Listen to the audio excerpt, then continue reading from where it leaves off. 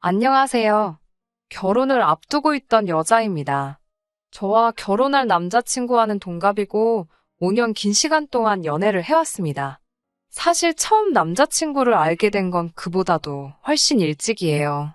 재수학원에서 처음 만나게 되었고, 그때도 같은 대학교를 목표로 하고 있는 저와 남자친구 둘 다 서로에게 관심이 있었는데, 연애한다고 공부를 미뤄둘 수는 없어서 결국 만남까지 성사가 되지는 않았어요. 저는 재수해서 바로 제가 원하던 대학에 갈 수 있었고, 재수에 실패한 남자친구는 좋은 대학 들어가고 싶은 욕심에 1년 더해서 삼수까지 했습니다. 어쨌든 남자친구는 결국 보란 듯이 저와 같은 대학에 들어오게 되었고, 그때도 서로 자주 시간을 보냈지만, 군대가 걸려 있어서 연애까지 발전하지는 못했습니다. 그리고 남자친구가 전역을 하고 난 뒤에는 저는 졸업반이었고, 남자친구는 아직 2학년이었어요. 저는 그때 따로 만나던 남자친구가 있었는데, 결국 지금의 남자친구와 이어지게 되었네요. 군대에 가버리면 저를 놓칠 수도 있을 것 같다는 생각에 저 때문에 억지로 군대를 미루고 미루다가 입대했다고 나중에서야 털어놓더라고요. 그런데 덕분에 복학 시기도 제대로 맞추지 못해서 남자친구는 입학도 늦었는데 졸업도 애매하게 늦게 했어요. 먼저 졸업한 저는 졸업 후 1년 뒤에 취직에 성공했고, 그 뒤부터는 연애를 하면서 남자친구 취업 뒷바라지를 해줬어요. 결국 남자친구는 대학교를 졸업하고 얼마 전 원하는 직장에도 들어가게 되었습니다. 저랑 같이 있기 위해 노력한 결과라고. 다 제가 있는 덕분에 원하던 대학에도 들어갔고 원하던 직장에도 들어가게 되었으니 제가 행운의 여신이나 마찬가지라고 말하며 프로포즈를 해왔습니다. 직장도 안정적이고 급여가 좋은 회사였고 남자친구 말대로 저랑 함께하기 위해 이렇게 노력을 해온 사람이니 결혼하면 저도 분명 행복하게 해줄 거라는 생각에 프로포즈에 응했어요. 그런데 프로포즈 받은 행복도 잠시. 결혼 준비하면서 이런저런 일 때문에 답답해 이렇게 사연 적어봤습니다. 예비 시부모님 처음 인사드리러 간 날이었어요. 외식을 하면 좋았겠지만 또다시 코로나가 유행을 하면서 방역수칙이 깐깐해져서 예비 시부모님 집에서 만남을 가졌습니다. 식사가 끝나고 어색한 분위기가 이어지는 가운데 텔레비전에서 요즘 하고 있는 사극 재방송이 나오더라고요. 낯가림 때문에 어색했던 상황인지라 다들 텔레비전만 보면서 시간 보내고 있었는데 아버님께서 저것 좀 보라고 여자가 탐욕스러우니 자식이 아버지 알기를 우습게 알고 형제끼리 칼부림을 하는 게 아니겠냐는 말을 하면서 예로부터 여자가 져줘야지 평화롭고 남자가 잘 된다는 이야기를 하시더라고요. 암탉이 울면 집이 무너진다는 말이 괜히 있는 게 아니라고 하면서 엄청 재밌는 말을 하신 것 마냥 혼자 껄껄 웃으셨어요. 안 그래도 어색한 자리였는데 그 말씀에 분위기까지 이상해지고 아버님께서는 누구에게라도 자기의 뜻을 동의를 받아야 했는지 어머님 옆구리를 발로 쿡쿡 찌르면서 내 말이 맞지? 하고 재차 확인을 하시더라고요. 어머님께서는 마지못해 그렇다고 해주셨고요. 아무리 자리가 어색한 상황이었다고 할지라도 그래도 첫 만남인데 구태여 저한테 저런 말씀을 하시는지 이해가 안 됐습니다. 그렇다고 제가 남자친구 잡을 듯이 하는 행동 한 번 한 적도 없고 티낸 적도 없는데 말이에요. 일부러 저러시나? 혹시 벌써부터 제 길을 누르시려고 그러나? 그런 생각이 들었습니다. 그래도 제가 할 말은 다 하고 사는 성격인데 아무렴 기분 나쁜 말을 들었다고 할지라도 예비 시아버지 되실 분인데 아버님 재미없는 농담에 말대꾸는 하지 않았지만 그래도 동의도 하지 않고 그냥 가만히 앉아 있었습니다.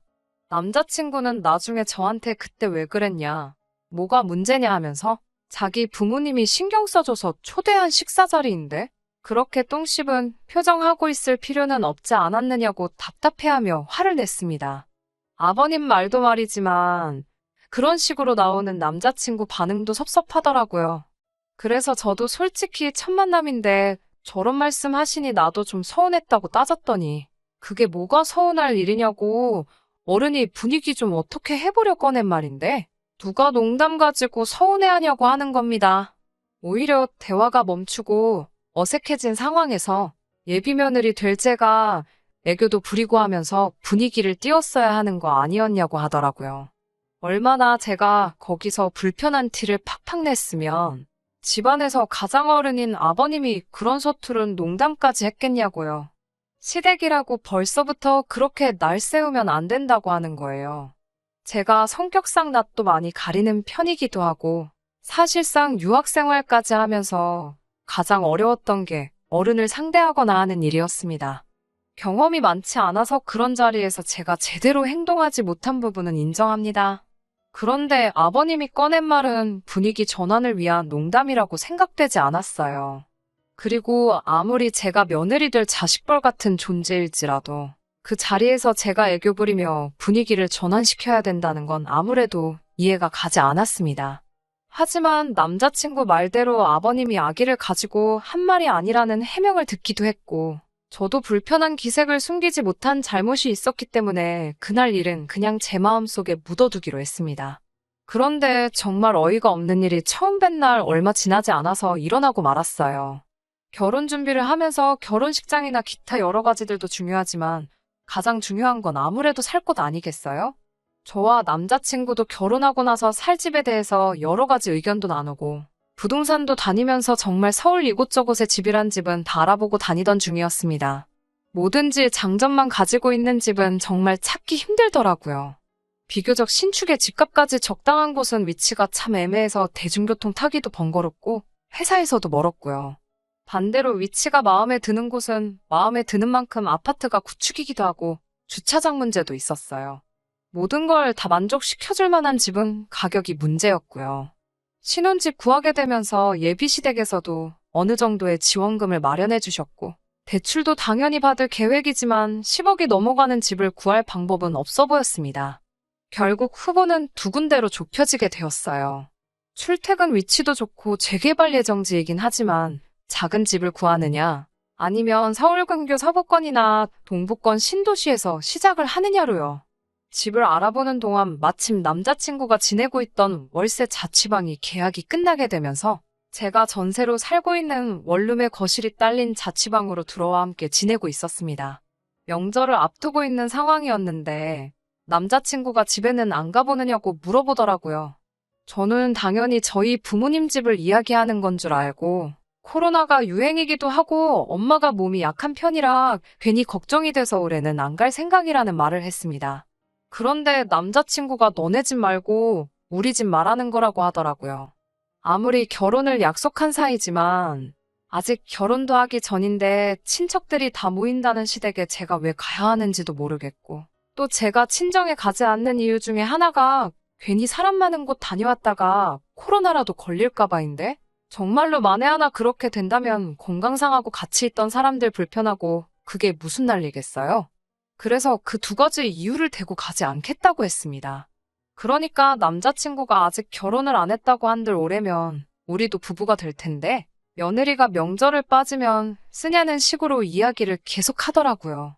연애할 때는 고집 한번 부린 적 없던 남잔데 요 근래 들어 결혼 준비하면서 왜 이렇게 고집이 세졌나 싶더라고요. 저는 어쨌든 갈 생각 없다고 가려거든 너 혼자 다녀오고 혹시 모르니까 이 집으로 다시 오기 전에도 병원 들려서 신속검사라도 받고 오라고 말했습니다. 제 말에 입이 대빨 나와서 툴툴대고 그날은 무슨 말 한마디만 해도 틱틱거리면서 있더라고요. 한 번쯤 져줄까 하는 생각도 들었는데 제가 명절에 저희 부모님 찾아뵙지도 않은데 예비시댁이라고 다녀오기도 싫었고 거기 가봐야 명절 준비하느라고 일만 하지 않겠나 하는 생각에 끝까지 거절했어요. 남자친구는 거기서 또 왜 명절 준비 이야기가 나오냐고 어디서 뭘 보고 다니길래 그렇게 시댁일이라면 날 세워서 싸움을 만드냐는 듯이 말을 하더라고요. 세상 모든 시댁이 시월드가 아니라고 인터넷 속 이야기는 전부 다 사람들 관심 끌기 위해 지어내는 말이라고 하더라고요. 정말 짜증이 났어요. 저는 정말 가야 할 이유를 모르겠어서 가지 않는 거고 몸 생각하느라 못 가는 것도 있는데 남자친구는 자꾸 제가 시댁과 거리 두고 싶어 하고 시댁일이라면 그저 싫어서 그런다는 식으로 말을 하니까요. 원래는 저녁마다 인터넷으로 아파트 알아보고 신혼집 인테리어며 가전제품 같은 거 같이 찾아보는 게 일상이었는데 한동안은 그런 것도 안 하고 밥만 같이 먹고 말은 서로 하는 둥 마는 둥 하고 지냈죠. 그리고 그렇게 명절날이 되었습니다. 그렇게 시댁에 가야 한다고 노래 부르던 남자친구도 정작 명절 연휴 시작됐는데도 집에 그대로 있더라고요. 저도 그렇고 남자친구도 회사를 안 가니 집에 하루 종일 붙어 있어야 되는데 서로 말 한마디도 안 하고 있기도 그렇고, 그렇다고 방 한 개짜리 좁아터진 집인데 분리된 공간도 방 말고는 따로 없고 불편하게 있어서 뭐 하겠냐는 생각에 영화나 한 편 같이 보자는 생각으로 제가 먼저 말을 건넸습니다. 남자친구는 대꾸를 하는 둥 마는 둥 있다가 같이 영화를 보기 시작했어요. 한참 영화를 보고 있는데 남자친구한테 전화가 오더라고요. 전화 받고는 혼자 말도 없이 신발 신고 밖으로 쑥 나가길래 뭐에 저렇게 삐져가지고 저러나 먼저 화해하자고 나선 제가 바보 같다는 생각을 했어요. 그런데 남자친구가 5분도 안 있어서 다시 집으로 들어왔는데 혼자 온 게 아니더라고요. 시부모님이 저희 집으로 따라 들어오시더라고요. 저는 이 집에 올 거라고 생각도 못한 두 분이 오시니 정말 깜짝 놀랐죠. 웬일로 오셨냐고 쭈뼛거리면서 서 있었는데 아버님이 나서서는 우리 예쁜 며느리가 시댁 오는 거 힘들다고 해서 이렇게 본인들이 직접 왔다고 하시더라고요. 이런 시부모님 본 적 있냐고 자화자찬을 하시는데 저는 놀란 마음도 잠시 어이가 없고 짜증이 나기 시작했더라고요. 오시면 오신다고 저한테 미리 말 한마디 안 해준 남자친구한테도 화가 많이 났고요. 집이라고 10평 남짓한 곳인데 시부모님 두 분까지 계시니까 집이 아주 좁아 터지더라고요. 어머님이 남자친구한테 차에 좀 다녀오라고 차키를 건넸는데 남자친구가 양손 가득 장바구니 들고 집으로 다시 들어왔습니다. 저게 다 뭔가 싶었는데 어머님이 저한테 같이 제사 음식을 하자고 하시더라고요. 그러고선 아버님이 바로 말을 이어서 하시기를 이제 우리 장남이 결혼을 했으니 제사를 물려줘야 하지 않겠냐며, 결혼하고 나면 이제 저희 신혼집에서 저희가 도맡아서 제사를 지낼 테니 연습한다 생각하고 시어머니한테 음식 잘 배우라고 하시네요. 제가 그걸 왜 하냐고 그 자리에서 따질 수는 없으니 혼자 해서는 안 되겠다 싶어 그러면 남자친구도 같이 하면 좋겠다고 했죠. 그랬더니 남자친구가 음식은 원래 여자가 하는 거라고 하면서 빼더라고요. 아버님도 어머님도 남자친구 헛소리에 한마디 하시는 게 아니라 사내대장부가 부엌에 들어가면 못 떨어진다고 남자친구는 방에 들어가서 쉬고 있으라고 하더라고요. 그래서 음식을 하기 시작했는데 손이 크신 건지 뭔지 제사상에 올리는 음식이 나중 가면 결국 집에 두고 먹는 반찬이 되는 거잖아요. 그럼 4명이서 제사 지내고 먹을 정도만 하면 되지. 얼마나 전을 부치고 싶으셨는지 장바구니 안에는 1kg짜리 부침가루가 3개가 넘게 들어있더라고요. 진짜 속상했어요. 전셋집이기는 하지만 내 집이다 생각하고 매일같이 꼼꼼히 청소해가며 관리하던 집인데 가스불도 아니고 인덕션 2구짜리로 좁아터진 주방에서 전을 어떻게 부치냐 했더니 그럴 줄 알고 집에서 전기 프라이팬도 가지고 왔다고 남자친구 시켜서 또 차에서 가지고 오라고 하시더라고요. 어머님이랑 붙어있기 싫어서 저는 주방에 서서 인덕션으로 전 부치고 어머님은 바닥에 자리 깔고 하시는데 신문지도 안 깔아놓고 하시면서 기름은 여기저기 팡팡 튀고 있고 나중에 청소하는데 아주 고생했어요. 아무튼 몇 시간 동안 그렇게 겨우겨우 제사 음식 끝내놨더니 아침에 일찍 차례 지내야 한다고 오늘은 주무시고 가시겠다는 거 아니겠어요? 어머님한테 보시다시피 집이 좁아서 주무실 만한 공간이 없다고 말씀드리니 자기들은 거실 아무 데서나 자면 된다고 하시더라고요. 그런데 남자친구가 또 나서서는 부모님을 바닥에서 주무시게 할 생각이냐며 제 방에 침대까지 양보해 드려야 했어요. 그 와중에 아버님은 당연하게 씻지도 않고 양말도 그대로 신으신 채로 침대 위에 올라가시고 정말 미치고 팔짝 뛰는 줄 알았네요. 여기서 끝이었으면 그냥저냥 예비시 부모님 돌아가시고 나서 남자친구한테 한 소리하고 끝냈을 수도 있을 일이었는데 이건 그냥 시작에 불과하더라고요. 다음날 새벽에 어머님이 저를 또 깨우시더라고요. 여기는 주차를 어디다가 해야 되냐고 물으시길래 주차하신 거 아니냐고 물었더니 우리 차 말고 라고 말하면서 친척분들이 오셨다는 말을 하시더군요. 친척들이라니 무슨 소린가 했는데 저희 집에서 차례 지낸다고 시댁 친척들을 여기로 다 부르셨다고 하십니다. 그 소리에 이건 또 무슨 일인가 싶어서 또 표정 관리를 못했나 봐요. 그랬더니 아버님이 옆에서 저한테 겸사겸사 우리 예비 며느리 소개도 하고 자랑도 하고 싶으셨다고, 결혼하기 전에 친척들한테 얼굴 한 번씩 비추고 인사 한 번 드려야 되는데 겸사겸사 한 번에 하게 되었으니 저한테는 번거로울 것 없어 좋은 일 아니겠냐고, 이렇게 며느리 챙겨주는 시부모가 또 어딨겠냐면 멋스레를 떠는데, 솔직히 예비 시부모님만 아니었으면 진짜 주먹이라도 나갈 뻔했어요. 그 시점부터 정말 온갖 시댁 친척들이 하나둘씩 집안으로 들어오는데 써있을 자리도 없을 정도로 정신이 없더라고요. 차례 끝나고 나니 상 차려놓고 밥 먹을 자리는 안 나오니까 전날에 정말 그렇게 많이 부친 전들 다 비닐봉지에 담아서 한 봉지씩 손에 쥐어주고 보내는데, 정작 전 부친 건 거의 저 혼자 다 한 것 같은데 저희가 먹을 건 하나도 없었습니다. 남편은 그 와중에 친척 형들하고 술 한잔 마시고 온다고 밖으로 나가고, 십수명의 사람들이 휩쓸고 간 저희 집은 엉망이 되었는데 치울 생각하니 한숨조차 안 나오더라고요. 그리고 혼자 신나서 술 잔뜩 처먹고 온 남자친구하고 정말 대판 싸웠어요. 이 좁아터진 집에 그 많은 사람을 부를 생각을 다 하냐고, 결혼 전이라 시댁 안 간다는 말에 삐져가지고는 무슨 사람 먹이려고 어디 작정하고 버린 일이냐고, 10년을 알아오고 5년간 연애한 그 사람하고 똑같은 사람이 맞냐, 사람이 갑자기 변한 거냐 아니면 여태껏 본성을 숨겼던 거냐, 정말 파혼까지 할 기세로 속에 담아두었던 말 전부 다 꺼내서 했습니다. 파혼 이야기까지 오가기 시작하니 그제서야 남자친구가 무릎을 꿇고 저한테 빌더군요. 시부모님 말이 여태껏 자기가 저를 쫓아다녔다는 사실에 결혼하면 주도권은 저한테 있겠다, 뭐 이런 말씀을 하셨다나요. 그래서 일부러 더 세게 나왔다고 합니다. 본심은 아니었다고요. 여태껏 제가 알던 사람으로 돌아올 테니 한 번만 용서해달라고 빌더라고요.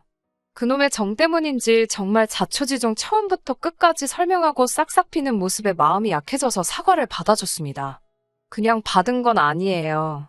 시부모님이 그렇게 나오셨다는 사실이 신경이 쓰였고, 주도권 이야기로 뒤에서 남자친구를 조종했다는 사실은 용서가 되지 않았어요.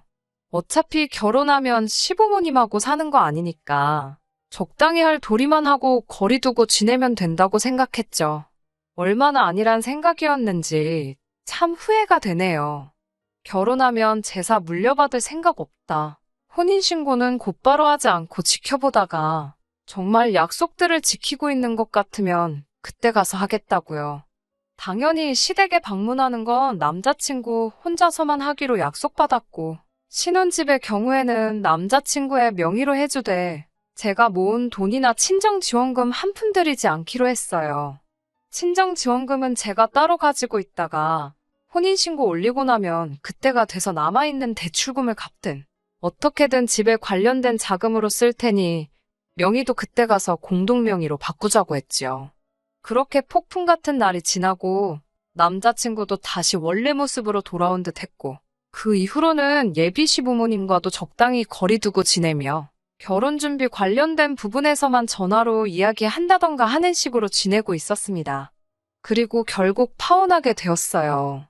바로 얼마 전 이야기입니다. 남자친구가 그때쯤부터 약간 정신 빠져 있고 넋나간 사람처럼 지내고 있었어요. 평소랑 다른 모습에 걱정이 돼서 무슨 일 있냐고 물어봐도 아무 일 없다고만 대답하고 잠깐 괜찮은 척 하고 나서는 다시 또 축 처져 있더라고요. 안 좋은 일이 있겠다는 건 짐작하고 있었는데 이런 일인지는 상상도 못했네요. 휴일날이었는데 시부모님이 또 연락도 없이 저희 집으로 찾아오셨더라고요. 남자친구한테 무슨 일이냐고 따져 물을 새도 없이 들이닥치셔서는 저보고 돈을 내놓으라고 하시는 거예요. 갑자기 돈을 내놓으라니 무슨 일인가 싶었죠. 남자친구는 안색이 창백해져 있고 그제서야 모든 사실을 제게 말해주더라고요. 남자친구가 시댁에서 집 구하라고 지원해준 돈과 자기가 결혼자금으로 모아놓은 돈을 코인과 주식으로 날려먹었다고 합니다. 반토막이 났으면 차라리 괜찮았을 거예요. 그냥 그 돈이 전부 휴지 조각이 되어버렸다고 하더군요. 저도 정신이 아찔해져서 이게 무슨 일인가 정신이 없어 있는데 아버님이 여자 잘못 들여가지고 아주 집안 꼴을 말아먹는다고 성질을 부리시더라고요. 그게 왜 저 때문이냐고 하니까 남자친구가 하는 말이 가관이었습니다. 제가 좁은 집이 싫다고 했고 집을 자기 혼자서 구하라고 했다고 말하면서 그것 때문에 자기가 주식과 코인에 손을 댄 거 아니겠냐고. 따지고 보면 전부 다 제 잘못이라고 하는 거예요. 아버님도 한술 더 떠서 처음 봤을 때 자기가 말한 거 기억 안 나냐고. 여자가 탐욕적이라서 이 사단이 난 거 아니겠냐고 저한테 호통을 치시더라고요. 이래서 여자 말 듣지 말라고. 집안은 남자가 주도권을 잡아야 사는 거 아니겠냐고 하면서 내 욕심 때문에 이렇게 된 거. 당연히 우리는 우리 아들하고 저를 결혼시킬 생각 없고 너 때문에 큰 돈을 날렸으니 그 돈을 저보고 보상을 하라고 하는 거예요. 어이가 없어서 진짜. 그동안은 예비 시부모님이라 말을 아꼈지만 제가 먼저 파혼 이야기 꺼내기 전에 결혼시킬 생각 없다고 하셨으니 이제 예비 시부모님이 아니라 그냥 남이잖아요. 저도 더 이상 참을 거 없다고 생각해서 한마디 던졌습니다. 주제도 모르고 결혼을 해준다니 안 해준다니 말하지 말라고요. 그동안 제가 그쪽 아들 이끌어줘서 대학도 가고 좋은데 취직도 한 거 아니겠냐고.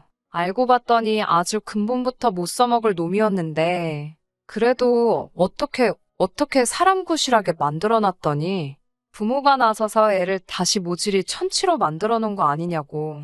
그리고 저는 좁은 집에 살기 싫다고 한 적도 없고 이 좁아터진 원룸에 온 식구들 다 초대해서 그 소리 나오게 한 거 다 아줌마 아저씨 잘못 아니냐고 따졌어요.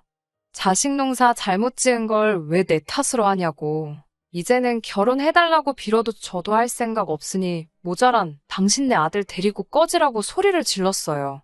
아줌마 아저씨라고 부르는 게 뭐가 그렇게 열받았는지 부들부들대면서 벽을 주먹으로 내려치더라고요. 언성이 높아지고 하다 보니 이웃의 신고로 경찰까지 출동하고 아주 난리도 아니었습니다.